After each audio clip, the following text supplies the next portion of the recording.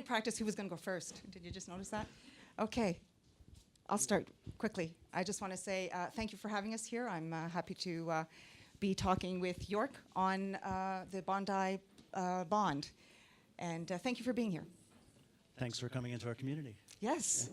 So my name is Yorke Rhodes, and I co-founded the blockchain and also the identity work actually at Microsoft on specifically decentralized identity. That was about 3.5 years ago, and I've been down the blockchain rabbit hole ever since. So this is a wonderful opportunity to exercise this technology in a real tokenization, asset digitization way that's actually in production. So we're going to talk a little bit about that today. Who's doing the slides? Yeah. I just want to say my name is Thérèse Couture, and it was very well pronounced. Thank you. I am Director of Treasury Operations at the World Bank. I'm stationed in Washington, D.C., and I joined the World Bank less than a year ago and was quickly thrown into the world of blockchain, and it's been quite exciting. I thought I'd say a few words about the World Bank itself so that I don't want to presume that everybody knows what the World Bank is about. Project Bondi. So Bondi stands for Blockchain Operated New Debt Instrument. Some very clever person came up with that. And I wish I could take credit for it, but not. Not coincidentally, Bondi is also a beach in Australia, and we'll get into that a little bit more as we speak. Yes, and you'll understand why it's also the name of a beach in Australia. All right, so what is the World Bank? It's an international development organization owned by 189 countries around the world. It has twin goals of eradicating extreme poverty and promoting shared prosperity. And we currently define extreme poverty as people who live with less than $1.90 a day, US. We're one of the world's largest source of development finance and expertise. The World Bank is made up of 2 entities, and the World Bank Group is made up of 5, which I'll show in a moment. But when we say the World Bank, we often refer to the International Bank for Reconstruction and Development. And IBRD, or the World Bank, is a big player in the capital markets, and we are AAA rated. Based on the capital, we have the reserves and our prudent financial and risk management activities. So as I mentioned, we have 5 entities. So when we say the World Bank Group, we have all of these entities. I won't go through it all. When we refer to the World Bank, it is IBRD and IDA, IDA being the International Development Association. We also have IFC as part of the World Bank Group, the International Finance Corporation. So the first 3 organizations issue bonds, but I will be talking about the World Bank, IBRD, and IDA, who issue bonds to support providing loans to governments in developing countries. IDA is the poorer countries, and IBRD works with more the middle-income countries. So what the World Bank does is it raises funds and takes those funds to provide loans to the governments of developing countries to support projects in the development area. So things like education, healthcare, infrastructure. Just to give you a quick sense of what that means, for example, in Jamaica, there is a project to improve the infrastructure related to solid waste management, provide water access, and that sort of thing. So that's a very large project. In Armenia, it is a project focused on education. And in Panama, we have a project related to healthcare services, ensuring that mothers and their children in the rural areas have access to healthcare services. And so you can see the IBRD financing their large amounts, 42 million in some cases, et cetera. So basically, the World Bank borrows money? Yes, so perfect timing on that question. So we have a social purpose. All the bonds that we issue in the capital markets are there to support development work. So what we do is we issue bonds, we take the proceeds of those bonds, and we use that as the funding to provide loans to the governments of developing countries. Those governments invest in projects and support projects related to numerous sectors such as agriculture, climate change, and education, energy, trade, water, supporting gender equality, et cetera. So the way I look at the World the World Bank is basically, it is the source of funding for doing development work around the world. That's a great way to say it very succinctly. If you give me 45 minutes, I could really say it well. So again, just our mission. And what do? We provide financing, we provide policy advice, and technical assistance to governments of developing countries. I want to give you here a sense of how big our financial operations and transactions are. So we have a debt portfolio outstanding amounting to $200 billion US. We have several investment portfolios that amount to $200 billion US. And on an annual basis, we transfer funds or process funds totaling over $7 trillion. So just to give you an idea of why we care about the financial markets and the technology that's going to change it. Of course, we're here to talk about the Bondi project, but I want to give you a sense of more broadly the World Bank being a development organization, how we're looking at blockchain, in what areas. So I won't go through them all, but the central bank issued digital currency. This is something where we're more monitoring the research in that area to see what transpires there. But we do have actual use cases using blockchain technology. There are some that have been deployed as pilots. Specifically, I spoke earlier this week on blockchain used in trade in Haiti to connect farmers to efficient markets. There are areas of the bank that are looking at blockchain for bringing efficiencies to land administration. We're also working on identity. Cross-border payments and remittances are very important to the work that we do at the World Bank, healthcare and carbon market. So now let's get to the Project Bondi. I've gotten the question often, why did we do this? First of all, the World Bank is a leader in the capital markets, has leveraged the capital markets and innovations over its history. We have 70-year history of innovation. For example, we were the first to issue a cross-currency swap in 1981. We did global bonds in 1989, green bonds in 2008, I believe, and first to issue a pandemic bond in 2017. So you see, it's in our DNA. We're there in the forefront. But we also did it because we want to understand the technology. As you saw, we are a big player. We have large transactions, and we see the blockchain technology advancing and potentially impacting and changing the financial system that we connect to, the financial markets that we work with, the global financial institutions, financial market infrastructures. So we want to understand how distributed ledger technology, blockchain, artificial intelligence could change the landscape of this and how it could impact the way we interact with the financial system. I would also say that it's very clear from Marunma Ote, who's the former treasurer, who was behind this project and basically said, you better get this done by July 31st. That was another very good, strong indication that we should get this done. And part of her motivation was being able to say that it's the first blockchain-based bond, right? Absolutely, absolutely. And we have, we tend to want to learn by doing, by gaining hands-on experience, which is why we wanted to issue an actual bond. We also, as I said earlier, explore the potential application in development more broadly. These are some of the benefits that I'm sure you've heard of a lot throughout the week here in Davos.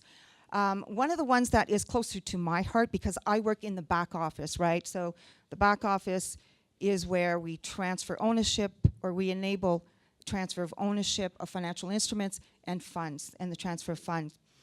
So for me, having worked in the back office, reducing reconciliation and creating efficiencies is a huge benefit.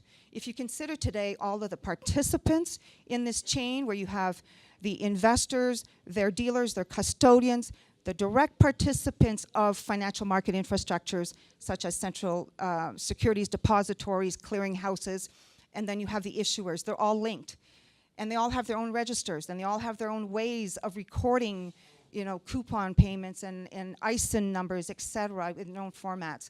And of course, these participants with one another constantly, on a daily basis or monthly, whatever the case is, are reconciling across their registers.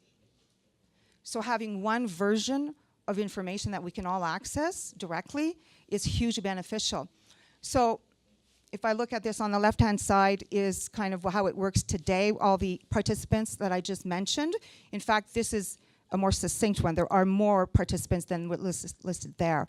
When you look at the right, where we ended up is IBRD as the issuer of Bondi Bond had access to the platform based on blockchain technology, and the investors had access, and that's it. The platform is the register. And of course, we worked with the Commonwealth Bank of Australia, who operates the platform, and you'll talk more about that. Yeah, and just one other point, the regulator was actually offered participation in this as well, right? Right, exactly, yes. And they decided not to participate at this time. But it showed great interest, though. And we also asked why Australia. So just quickly, the Australian market is quite friendly to innovation, as well as the regulators really want to understand the technology. The Commonwealth Bank of Australia has been innovating for the last 4 years in blockchain. They have an innovation lab. And we also, as the World Bank, we know the Australian market, and the investors know us as well. So we have a lot of relationship established. This describes the bond. So we raised $110 million in Australian dollars, and we have a 2-year bond. It was issued on August 28th. Why was it 2 years? Oh, that's a good question. Yeah, 2 years was important because we didn't want something that was too long, where we might find that the technology is transforming and developing fast, and we want to use something different. And 2 years is long enough that we're going to see coupon payments and have the possibility to do other transactions in that time period. So this is a cool slide. We like this slide. It's Bloomberg, where you could see the Bondi. But if you look at the very bottom, it says, issued and settled using distributed ledger technology, security transfer requires access to the blockchain platform. In a Bloomberg terminal. Yay. So we like walk around showing this to people. And now we're going to get into some of the technology aspects. So Sure. Yorke. You want to take it over? Yes, please. All right. So basically, this is a permissioned blockchain platform. It's based on Ethereum proof of authority protocol from Parity, who's done a really nice system called Aura. And essentially, if you look at on the right-hand side, this is a very high-level view of the participants in the actual blockchain itself. So CBA is running a couple of nodes.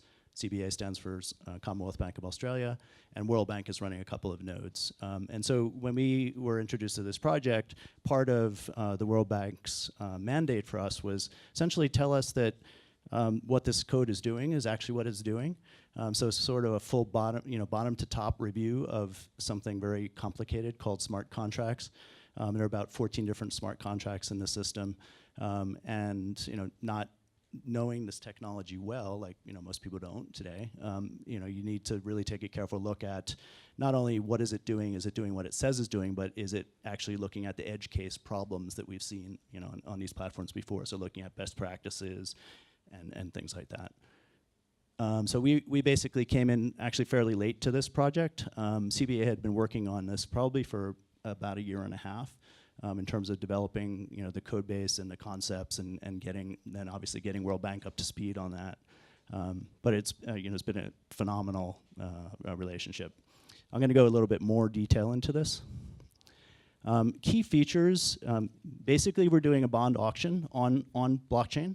So it's essentially building the book and doing the allocations across the investors. There was a target of 5 investors to be participating in the platform.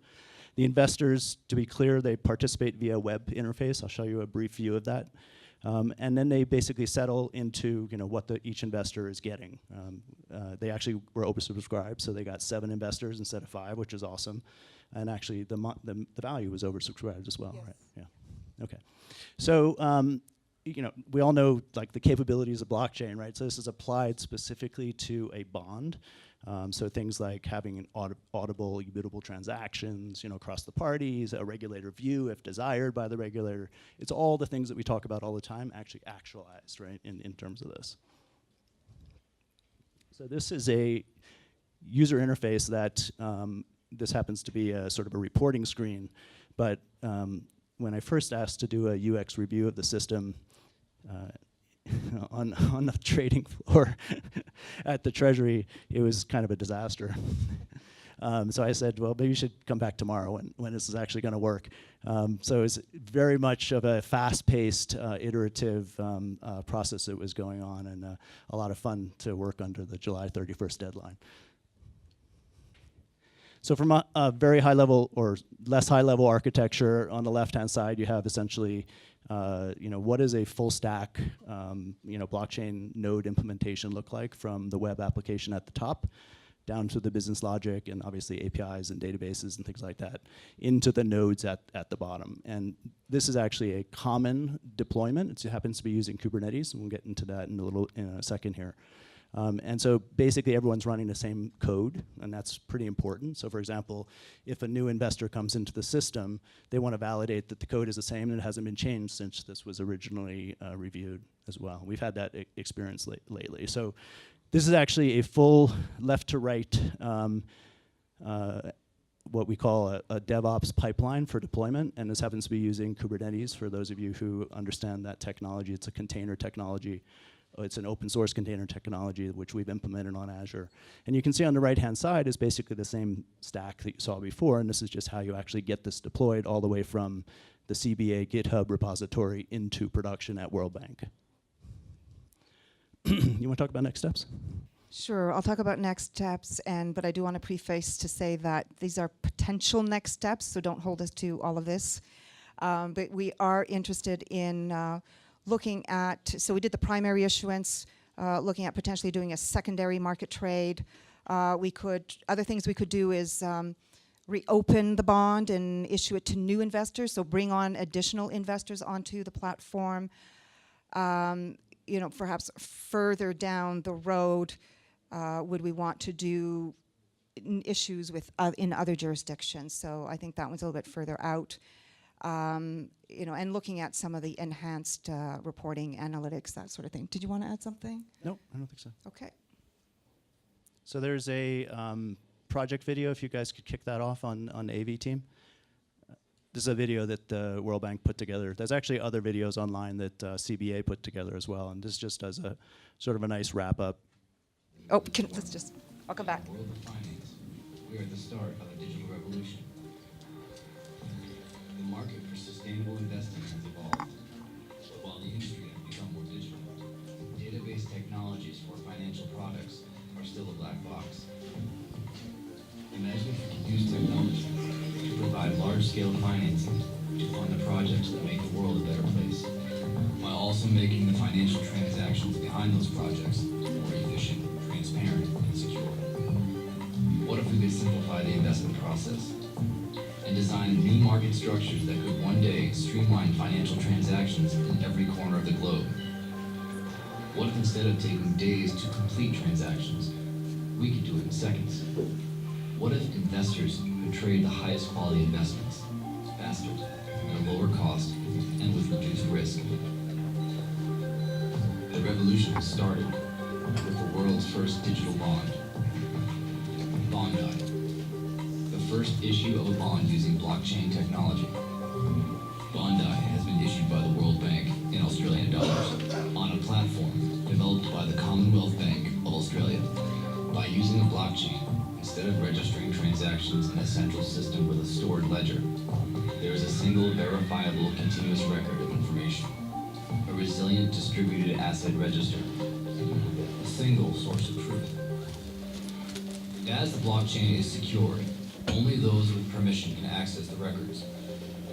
Participants can securely hold and trade the assets in a matter of seconds. We believe the blockchain technology will shape the future and make markets more efficient. The digital revolution in sustainable finance has begun.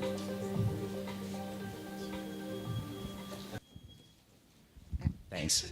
So one of the problems that I've seen as a bond investor, as someone who's participated in debt restructuring, is that one of the biggest problems with the DTC clearable system is you don't really know who owns a bond at any 1 minute.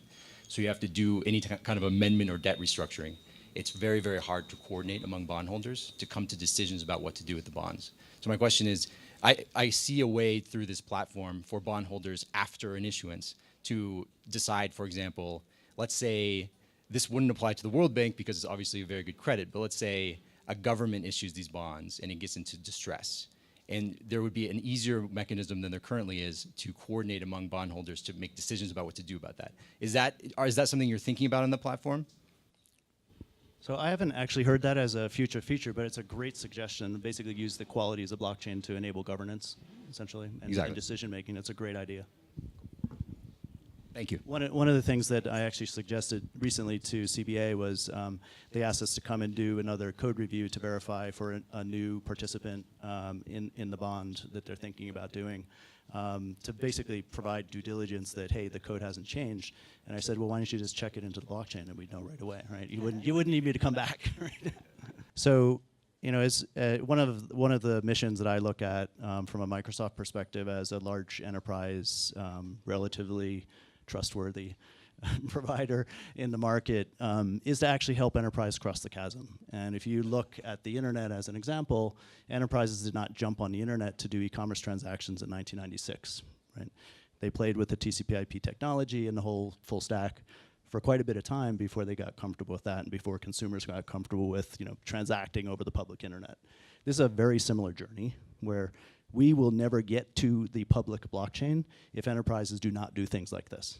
So yes, it has limited validators and node participants on the network, and it is in a private format, but that is how the security teams within these large enterprises operate today. So we're basically sort of helping them walk before they run so that we can actually get to the other side of the chasm quite successfully.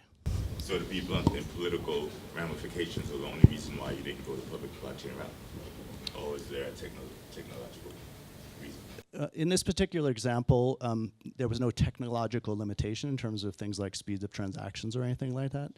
I wouldn't call it political, I would call it CISO, right? Chief Insurance, Safety Officer and Compliance and Risk. That's what stops this from happening. Maybe I just want to add also, just to be clear, the investors can only see their information, right? So that was important as well. So investors have access only to their information, what they hold, they can't see everything else. And just going back to your point earlier, it is a legally binding, issuance, and it is the only, so the registration of the bond does not exist anywhere else. I think his question is, if somebody wanted to sell their position, how would they do that without the built-in feature set? Without the built-in feature set. Was there, and I think this might go to the point that it being a 2-year bond, right? Is you had investors who were willing to commit for 2 years, whether or not there was a secondary market, because the secondary market functionality is currently under development. Exactly. So I'm not sure if these are, hold to maturity investments for the investors at this point. I'm not sure. So can I just jump in here real quick? I don't know how many of you guys have actually tried to do a financial transaction in a project on the blockchain.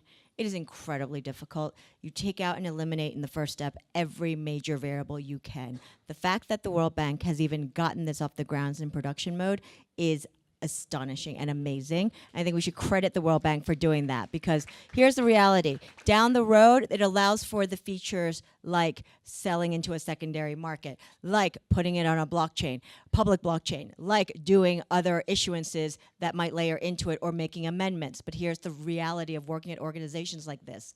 It is incredibly difficult to get the stakeholders around to actually even get this off the ground, let alone in production mode. So hats off to you. You will continue down this path, and I expect a year from now, we're gonna hear a lot more. And even though 100 million Aussie is really cool, I'm expecting there's gonna be more than that. And it's gonna be a much bigger quantum, so thank you. And if there are any other questions, sorry, can I just add quickly?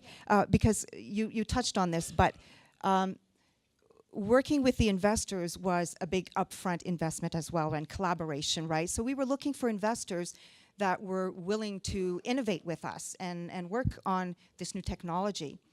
And just to give you an example, one of the investors had to back out because you know how we've talked about regulation has to catch up, but that's not all that has to catch up. Internal policies, right? So we had an investor who was not had a policy that they had to work through an established custodian. And because the purpose of this was to go directly from issuer to investor, they had to back out. So I just wanted to add, kind of that upfront piece, that collaboration that has to happen upfront prior to, implementing. Can you tell us, given that this was a foundational pilot type project, what were some of the lessons learned? Yes, thank you. So what I just described was one of the lessons learned, right? We thought, oh, okay, it's not as easy of, yes, I want to participate, how can I join?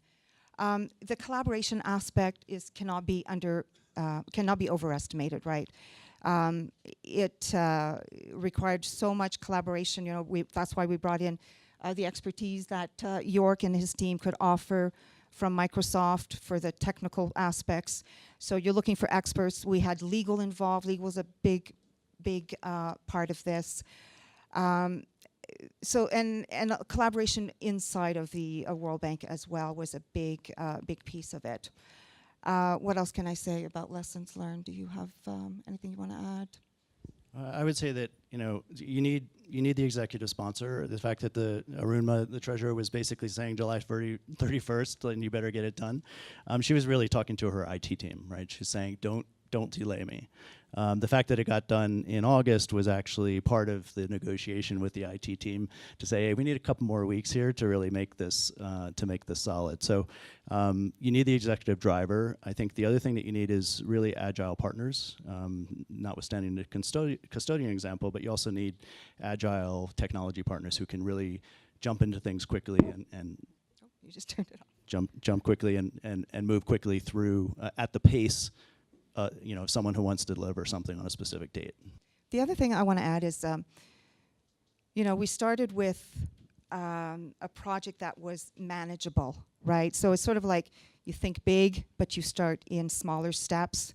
And so, using one bond issuance with a limited number of investors. So starting smaller was also a good way to do this, to be able to, there was so much that was like kind of voluntary work, right? Because it was easy to get people wanting to work on this project within the World Bank because of the enthusiasm, and people were working during their vacation, and of course working with Australia with the time zone difference. It was, and the other thing I'll just add is the project management is so important. The communication, we were communicating, like in the last stretch, right? Every single day, having meetings regularly with everybody around the table, what's left, what are there any risks outstanding that we need to understand. So the communication aspect is huge.